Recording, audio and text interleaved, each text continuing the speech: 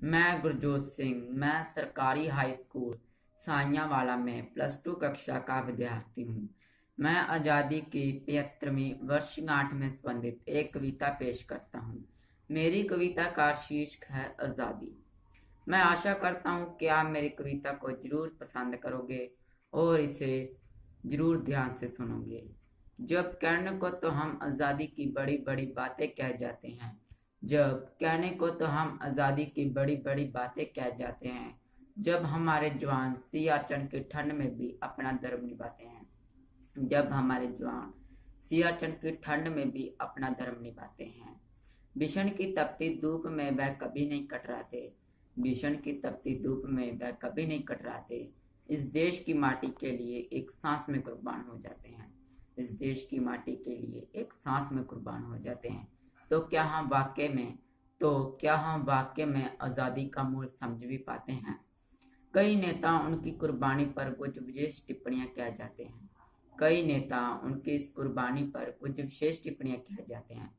तो क्यों हम चुप रह जाते हैं? क्यों हम उनकी चादर ओढ़कर गहरी नींद में सो जाते हैं? कैसे उस तिरंगे से हम नजरें भी मिला पाते हैं?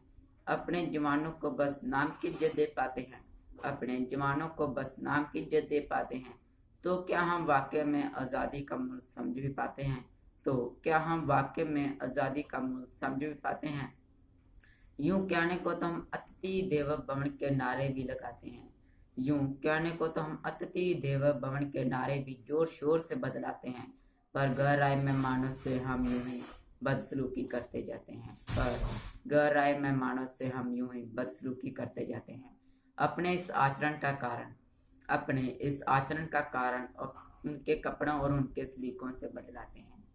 अपने इस आचरण का कारण उनके कपड़ों और उनके सलीकों से बदलाते हैं। तो क्या हम वाकई में आज़ादी का मूल्य समझ भी पाते हैं? तो क्या हम वाकई में आज़ादी का मूल्य समझ भी पाते हैं?